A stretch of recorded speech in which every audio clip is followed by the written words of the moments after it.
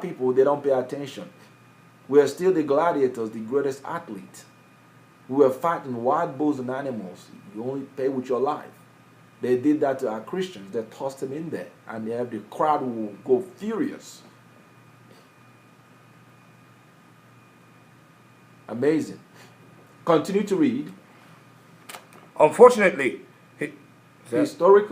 Historical records are so sketchy that it is difficult to make even a reliable estimate of the total number killed during the persecutions, though recent scholarships has cast doubt on earlier traditions. That's a lie.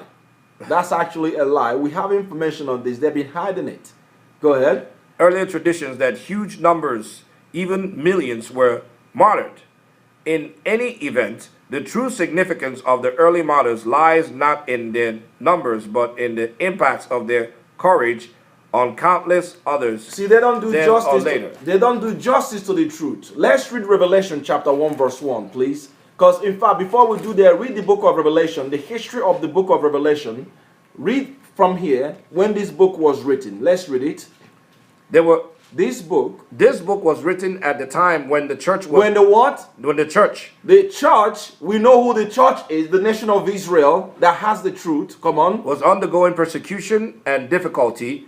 The two most important such period were the reign of Nero, AD 37 to 68. Nero, AD 37 to what? 68. To 68. And Domitian. And Domitian in AD 51 to 96. To 96. That first century was critical. The gospel that came out of Jerusalem to come into Rome, they were killing our people like their pappage seed. Come on. Revelation was addressed to the churches of Asia Minor, which were mentioned in chapters 2 and 3. Christ was revealing to the Israelites scattered over there how the consummation will come to keep comfort and know what's ahead of them before our rulership comes. That's why he came to reveal that to John. And guess what? John, Yakanenu, the revelator, our brother, was also being prosecuted with Peter, Paul, and James by the same Roman government. Let's read right there, book of Revelation, chapter 1, verse 9. Verse 9 says, I, John, who also am your brother, I'm your brother and companion in tribulation. In what? In tribulation. In what? In tribulation. Yakanenu, a black Jew, a so-called Christian, the brother of Zebedee, Zebedee, the brother of James, Jacob, was also going through tribulation with the rest of our people. They know our struggle. In the hand of the Roman powers. I, Yachanan, who also am your brethren, letting you know that is an Israelite, a Judah, a companion in tribulation, suffering with us in the hand of the same Roman at the same time of Nero, Domitian. Come on. And in the kingdom and patience. And in the what? Kingdom in and the patience. government, because it's about rulership.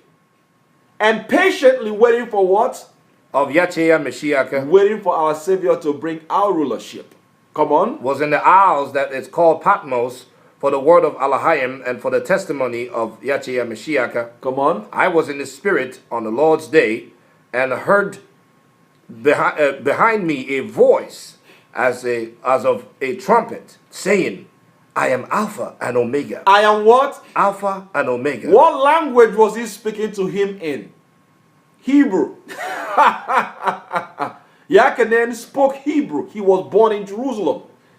Just like when our Savior spoke to Paul, he revealed himself, he was speaking to him in Hebrew. And it was documented in Greek and translated into English.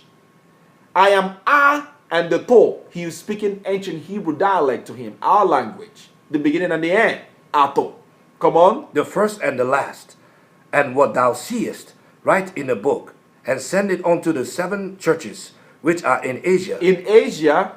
Unto Ephesus. Ephesus. Unto Smyrna. Smyrna. And unto Pergamos. Pergamos. And unto Thyatira. And unto Sardis. And unto the Philadelphia. And unto Laodicea. As you can see, our Savior gave information to those churches that were controlled by our people. They know what was at stake. Today, the Christians have no clue. The Jesuit has put a number on them. This was not the doctrine that are being preached today, that the disciples, the first century Christians, Jews, that was fighting against the status quo at the time, was delivered. That made them shake up Rome.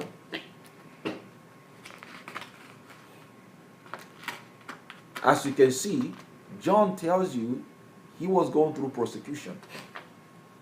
I'm with you in tribulation. He was put in that island by the Romans too, where he received the word. The rest of them has been martyred.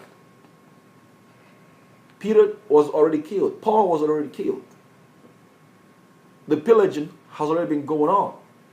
The gospel to the nation of Israel, the lost sheep of the house of Israel, has been infiltrated.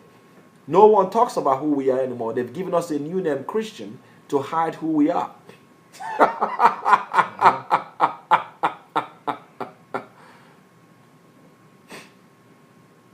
The Christian religion is the belief in our Savior of the Israelites. It was about the government that is bringing for righteous Israelite that keeps his commandment, and the Gentiles that will embrace this righteousness. And here's what's going to happen. Pick it up from right here. The bloodletting. The bloodletting was stopped in 261 by an edict granted equal toleration to all religion. During the next 4 decades, Christian communities appeared as far as Britain into the northwest and beyond the empire's eastern boundary in Mesopotamia.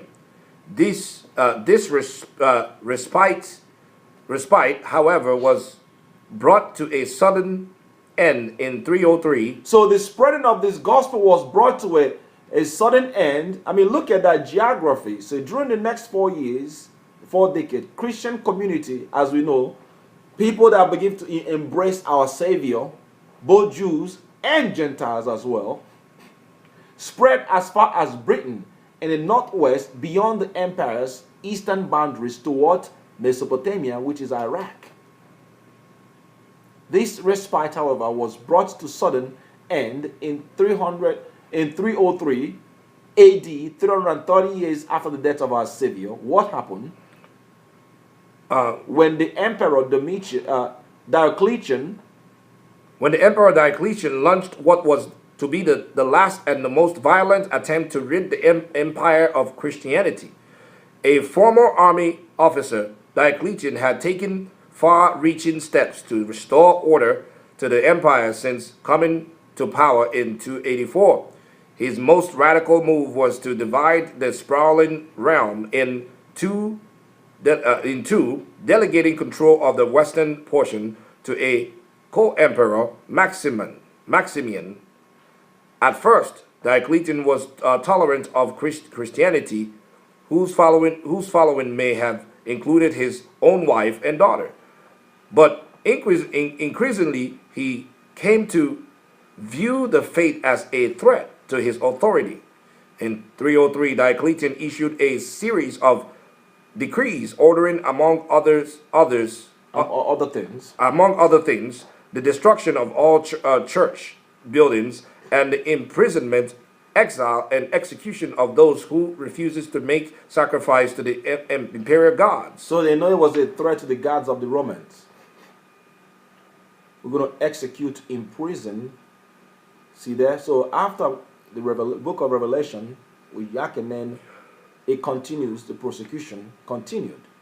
The campaign inflicted terrible suffering on Christian community in many parts of the empire, but in the end it was doomed to failure.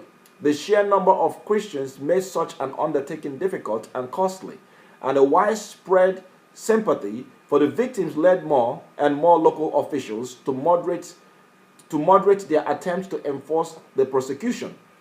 Continue. Both Diocletian and Maximian abdicated in 305, plunging the divided empire into disorder.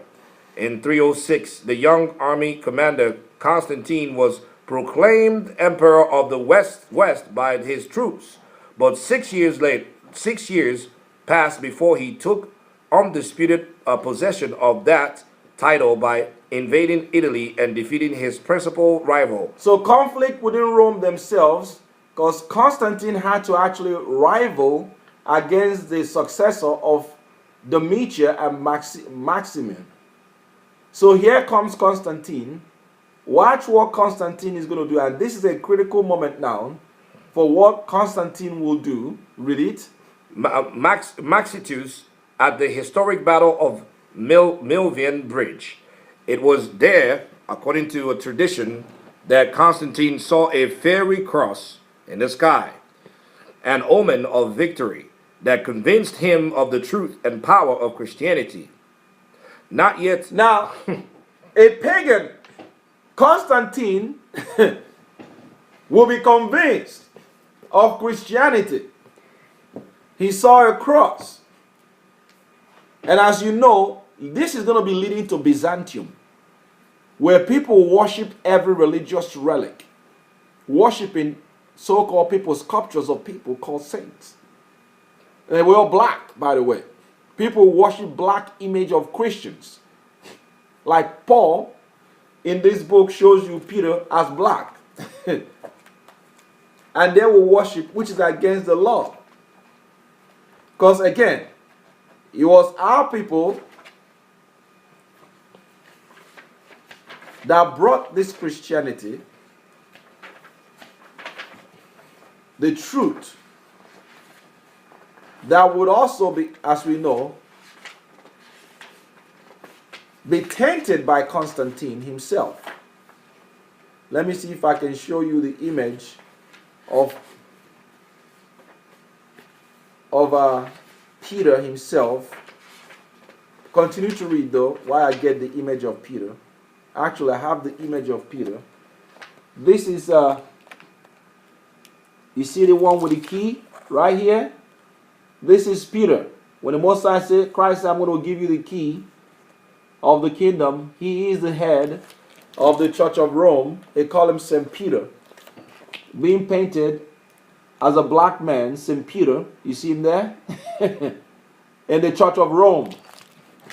This is called center left, the arms of Aragon, Spain, center right, the arms of Karamersburg, Austria, St. Peter's foremost saint and the founder of the Catholic Church is shown as jet black Negro. He tells you that right here at the caption, that St. Peter is depicted as a jet black Negro because, like we told you, he's Niger. These are the people that had the doctrine that they're going to change. Starting from the time of Constantine, it already started from the diaspora. When the 12 disciples were killed off, they changed the gospel quickly. It was not the same. So all these other church leaders that you're hearing that say this and say that, they're not telling the true gospel. When Peter and them left and were killed, he opened the way from that time, leading to this 300 AD, the time of the Constantine, to finally put his fingerprint on it, because they were perplexed with this gospel. Constantine will embrace it. Let's read it. Go ahead. That Constantine saw a fiery cross in the sky, an omen of victory that convinced him of the truth and power of Christianity. Not yet a convert, Constantine nonetheless established himself as an active and generous patron of the church. In 313, he and his Eastern co-emperor Licinius proclaimed freedom for all religion and restored property that had been confiscated from the Christians.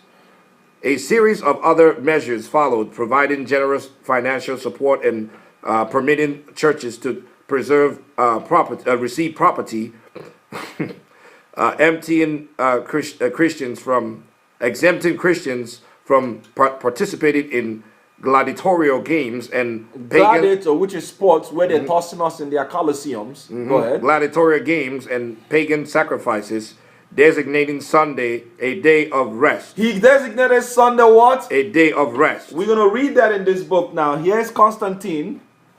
Come on. Designating Sunday a day of rest and more, all bolstering the church's position. Constantine's support of Christianity, and of course, was not without practical benefits to him. Christians were not yet a majority of the emperor's population, but they were numerous, widely dispersed, and cohesive enough to provide a much needed unifying force. This was especially so in Asia Minor. This Christianity was not the brand of Christianity that Peter, Paul, and the disciples were teaching that established these churches that were being persecuted. This is the infiltration of the true doctrine. Yes, it was black people that established the Church of Rome through blood and much persecution, like the Bible. And the angel said unto me, Wherefore didst thou marvel? I will tell thee the mystery of the woman and of the beast that carried her, which had the 7 heads and 10 horns. And this beast assimilated our Christian, Latinized it, completed destroying our people. We read the book, reading from the Bible. So the persecution of our people started at the Romans, the saints, and the martyrs. Now it was, amazingly enough, the persecution, the martyrdom of our people was happening at the same time our Savior was revealing it. Because that's when this book was written. But it's also speaking about the longevity of this 4th beast of Revelation and the horns, and how they're going to make an abomination of the earth.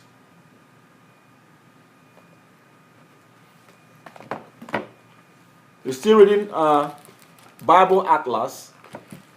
Continue to round up. We're trying to round up here.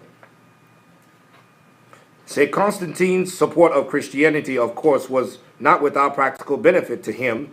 Christianity was not yet a majority of the empire's population, but they were numerous, widely dispersed, and cohesive enough to provide a much-needed unifying force. This was especially so in Asia Minor and other eastern areas, which had some of the oldest and most influential Christian communities. So they knew that they can actually infiltrate this and shift it a whole different direction and use it to actually unify his government instead of galvanize it and polarize it. And they saw it as an opportunity. And it was deeper because when you understand the actions of the Jesuits, they were behind it. It's not going to be the same doctrine when you see a Roman emperor embracing it. Come on. And which readily closed the ranks behind Constantine when he finally defeated Licinius and reunited the empire in 324. Fittingly, it was Constantine himself who convened a historic church council of the following year at the city of Nicaea in Bithynia. Some 300 bishops gathered there. The first council, this is a book titled The First Council of Nicaea. He's going to have a political move and pull all the so-called church leaders into one room where Roman emperor becomes a leader over them, not Israelites. Because as we saw in the beginning of this teaching, the Israelites are the ones that are going to be ruling over the Romans and the whole rest of the world. So when you see a Roman presiding over Christianity, Paul, Peter, and James are not going to be in this congregation right here. Listen to what's going to come out of this stuff. Read it. Fittingly, it was Constantine himself who convened a historic church Council of Nicaea, council the following year at the city of Nicaea in Britannia. Some 300 bishops gathered there to deal with a stormy controversy over the nature of Christ's divinity that was threatening to splinter the church from within. After several weeks of debate, the council arrived at a resolution that would remain at the core of Christian doctrine. The Declaration of Faith, known to later centuries as the Nicene Creed. Now, we know what the Nicene Creed is, but let's see what came out of the Council of Nicaea. Actually, let me read this one myself. This is Constantine writing. And tell me if this is something that the disciples believed. This is the epistle of emperor to those bishops who were not present. He's writing them what came out from the Council of Nicaea. Constantine Augustus to the churches. Viewing the common prosperity enjoyed at this moment as the result of great power of divine grace, I am desirous that the blessed member of the Catholic Church should be preserved in one faith, in sincere love, and in one form of religion towards the Almighty Allahayim. The Catholic Church that was actually put together by Jews that were going through, that paid with their blood, will be embraced now by Constantine, the Emperor of Rome. But because no firmer or more effective measure should be adopted to secure this end, that of submitting each holy mode of worship to the examination of all, who's going to examine? Or most of all, the bishop. I convened as many of them as possible and took my seat among them as one of yourselves, for I will not deny that trust which is the secure of the